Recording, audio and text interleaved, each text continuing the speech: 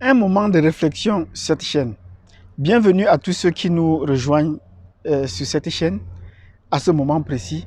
Nous disons un salut particulier à tous nos abonnés et à tous ceux qui contribuent je sais pas, à l'action dans cette chaîne, à travers leurs commentaires, à travers leur visionnement.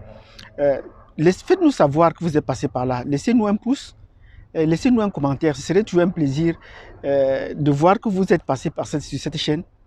Et ça motiverait aussi les autres pour qu'on puisse essayer de partager et de construire une communauté de réflexion. Aujourd'hui, je veux essayer de poser, je ne sais pas, une question de réflexion pour qu'on puisse partager. Abonnez-vous, cliquez sur la cloche de notification et l'objet, ce serait de réfléchir sur une situation. Je vois depuis peu sur plusieurs plateformes des Africains qui s'auto-flagellent. Qui disent comment est-ce que nous, les Africains, nous sommes méchants. Nous, les Africains, nous ne sommes pas bons. Nous, les Africains, nous ne nous entendons pas. Nous, les Africains, nous sommes ceci. Nous sommes dans l'autoflagellation. Et ceci dire depuis longtemps, dont les Africains ne peuvent rien faire de bon. Et ce sont des personnes qui sont des coachs qui sont parfois assez avancés, qui se donnent ces coups de poing. Bon, je veux bien citer des gens comme sur la plateforme Aphrodidacte, si vous y allez, comme sur la plateforme de Zach Mokassa, si vous y allez, où ils disent que nous savons que nous sommes mauvais, nous savons que nous ne sommes pas bons, nous sommes toujours en train de vouloir faire ceci. Et tout récemment, j'ai laissé dans des commentaires sur la plateforme d'Investir au pays de ne pas être naïf. De ne pas être naïf quand on est en train de s'auto-flageller, de dire comment nous ne pouvons rien faire, ainsi de suite. Pourquoi est-ce qu'on ne peut pas prendre des actions? Pourquoi on ne peut pas essayer de changer les choses? C'est d'être naïf que de continuer à s'auto-flageller. Parce que là, ça montre que nous ignorons le système dans lequel nous avons été engouffrés. Nous avons été engouffrés dans un tunnel et dans cette obscurité-là, il faudrait faire un effort de comprendre où nous nous trouvons. Nous parlons de l'histoire, ça discute. Nous parlons de la géographie, bon, les gens n'en parlent pas tellement. Mais c'est surtout le système dans lequel les Africains sont qu'il faudrait comprendre. Parce que là, on va tout dire qu'on ne s'entend pas. On ne s'entend pas pourquoi. Le système éducatif qui est le nôtre, tant qu'on ne le remet pas en cause, on va tout continuer à s'auto-flageller. Et c'est ça, c'est le discours que les Européens ont mis dans leur système éducatif, ont mis dans leur système religieux, ont mis dans leur système de pensée. Et c'est ça qui fait en sorte que nous, les Africains, on ne peut pas parfois s'entendre. Parce qu'on va toujours trouver quelqu'un à côté qu'on va essayer de lui faire diluer le discours des Africains. On va vous dire que Thomas Sankara il était assassiné par son frère, les Lumumba c'était par Mobutu, c'était par les soldats, ainsi de suite. C'est tout ce qu'on va vous dire. Mais quand vous prenez le cas, par exemple, d'Mbagbo, lui, il vous a bien dit, c'est les soldats français qui sont venus l'arrêter pour les remettre aux mains des Africains. Là, on ne verra pas ça. Quand on trouve des soldats européens dans les attaques, dans des camps de Boko Haram, par exemple, il faut bien comprendre comment le système fonctionne. Donc, je voudrais que chaque fois qu'avant qu'on essaye de bousculer, de nous insulter, de nous auto-flageller, il faut qu'on sache qu'on est dans un système qu'il faudrait déjà commencer par bousculer les piliers pour essayer de comprendre. Et les piliers, nous disons qu'il faut bousculer, sont les piliers éducatifs, le système éducatif, sont les piliers religieux, le système religieux. Ce sont ces piliers qu'il faudrait chercher à comprendre pour voir comment est-ce que les gens fonctionnent. Tant qu'on n'essaie pas de bousculer ces piliers-là, nous ne pourrons pas essayer de comprendre le système dans lequel nous sommes engouffrés. Ce n'est pas seulement valable ici et en Afrique, c'est également valable ici. Il faut comprendre le système dans lequel nous sommes. C'est important de comprendre ce système-là. Donc en Afrique, quand vous avez un système pédagogique, un système éducatif qui remonte à la période coloniale et qui a été fait dans un certain but, comment voudrez-vous que des gens sortent et se remettent en cause? Les gens ne peuvent pas se remettre en cause. Donc d'un côté, il y a des gens qui pensent que tout le malheur de l'Afrique, c'est l'Europe, c'est la France. Et nous sommes de cet avis. Et des gens vous disent non, ce n'est pas la France. Est-ce que c'est la France qui a fait que tel président fasse telle chose-là? Mais ce président-là est français. Regardez son passeport. Regardez les passeports des présidents français, des présidents africains. Pour la plupart, ils ont tous des passeports étrangers, notamment des pays francophones. Regardez les femmes avec qui ils fonctionnent. La plupart des présidents des pays francophones ont toujours des femmes blanches. Comment pensez-vous qu'ils peuvent sortir de ce système-là quand ils ont à leur chevet un ennemi? Il faut bien préciser, quand ils ont à leur chevet un ennemi, quand leur système de communication, leur stratégie est toujours entourée par les Européens. On les impose toujours, quand ils font tout leur mariage en Europe où ils signent des conventions. Vous comprenez qu'ils ne sont pas libres. Voilà des points que nous devons bousculer.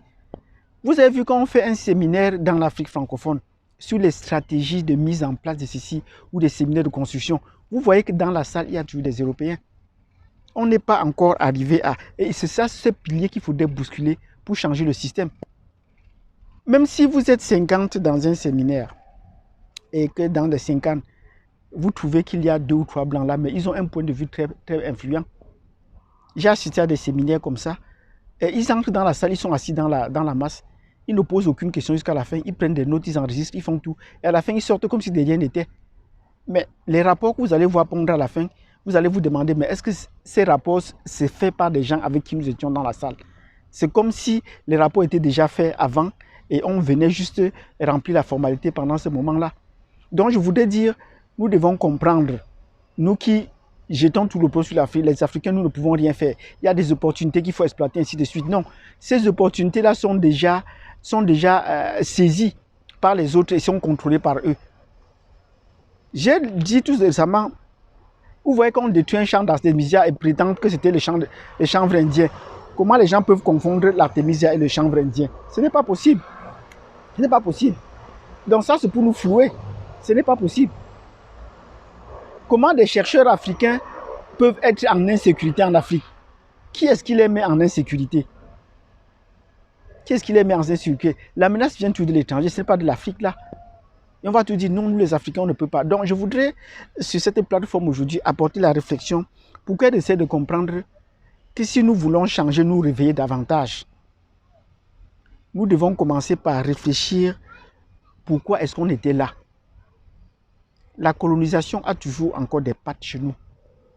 La colonisation, il y a une continuation de la colonisation et ce qu'on appelle le néocolonialisme. Ne faisons pas comme si cela n'existait pas. Parce que ça, pour moi, à mon sens, c'est d'être naïf. J'aimerais savoir votre point de vue. Dans les précédentes vidéos, je disais bien, la France continue à gérer toute l'Afrique. Son système politique est dans 52 pays en Afrique. Le système politique français. Alors que la France n'a pas ce système politique-là en Europe. Et regardez bien, chaque pays européen a son système politique. Mais la France vient imposer son système politique en Afrique. Et ce système politique à la française fait en sorte que quand on élit one man, one vote, comme on le dit en Afrique du Sud, ça fait qu'une fois qu'on a élu le président, il a le contrôle sur tout. Et quand la France contrôle le président, elle contrôle tout le reste du pays. Donc ça, ce sont des systèmes qu'on devait essayer de changer. Les Africains devaient plutôt réfléchir. Comment faire pour changer le système parlementaire, pour changer le système présidentiel à la française là? Pourquoi ne pas adopter un système présidentiel? Pourquoi les Africains ont peur du fédéralisme?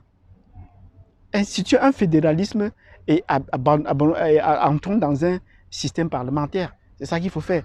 Au Nigeria, on a le système fédéral. Il fonctionne à merveille sur le plan économique. Mais sur le plan politique, on adopte un autre système centraliste qui ne tient pas. Donc je voudrais par cette vidéo inviter à la réflexion. Il faudrait qu'on comprenne où vient notre malheur. D'abord au niveau individuel. Remettre en cause l'éducation que vous avez reçue. C'est bien d'avoir reçu l'éducation. C'est bien d'être allé à l'école. C'est bien d'avoir un bagage. Mais il est temps aussi que si on a poussé un bagage jusqu'à plus loin, qu'on essaie de le questionner. Et je le questionne à mon niveau. En découvrant par exemple, en apportant par exemple des questions sur ce qu'on n'enseigne pas à l'école. Il y a tellement de choses qu'on n'enseigne pas à l'école. Il faut remettre en cause ces situations-là. Des choses qu'on n'enseigne pas à l'école. On n'enseigne pas par exemple comment chercher l'argent. Et je veux prendre par exemple également le cas, vous avez vu en France, quand un footballeur a essayé de tenter de parler des finances, il fallait que tous les Français retirent leur argent. Comment on ne comprend pas que vous gardez l'argent à la banque. La banque vous coupe de l'argent parce qu'elle vous garde votre argent. Quand elle prête votre argent, elle prête à des taux d'intérêt élevés. Mais elle ne vous redonne pas ces mêmes taux d'intérêt-là. Et après, on vous dit que la banque a fait faillite. Mais il y a une double escroquerie à ce niveau-là. Mais dès que vous parlez de ça, on va vous dire que de quoi vous mêlez, que vous ne connaissez rien. Donc c'est de ça qu'il est question. Il faudrait bien comprendre qu'il y a des secteurs dans lesquels on ne voudrait pas que les gens abordent. Donc voilà la raison. C'est aussi simple que celle-là. En fait, c'est ce que je crois. Si vous avez un avis contraire là-dessus, vous pouvez toujours, donc nous le donner. Ce serait intéressant que nous essayons de partager. Ce serait intéressant que nous essayons de partager. Donc voilà ce que je voudrais dire à partir de là. C'est important que nous le fassions, que nous le sachions, parce que nous devons réfléchir sur ce qui nous met dans cette situation-là. C'est valable, j'ai pris aujourd'hui le cas sur le plan politique et sur le plan éducatif. Nous devons aborder encore ces questions de réflexion plus profondément sur le plan politique la prochaine fois. Également sur le plan religieux, c'est-à-dire que le système spirituel qui a été mis en place. Donc si vous vous êtes intéressé par ce que nous allons dire aujourd'hui et pour la prochaine fois, bon, nous vous prions donc de vous abonner. Mettez-moi un pouce, abonnez-vous et surtout laissez-nous un commentaire pour savoir ce que vous en pensez. Nous pensons que, moi je pense particulièrement que les malheurs de l'Afrique viennent du système néocolonial qu'a implanté les Européens, notamment la France en Afrique. Si vous pensez le contraire, dites-le-nous et apportez des arguments. Ça permettra qu'on échange. Merci de m'avoir suivi jusqu'à la fin. N'oubliez pas de vous abonner, de cliquer sur la notification et surtout de suivre la prochaine vidéo en nous laissant des commentaires. À plus tard.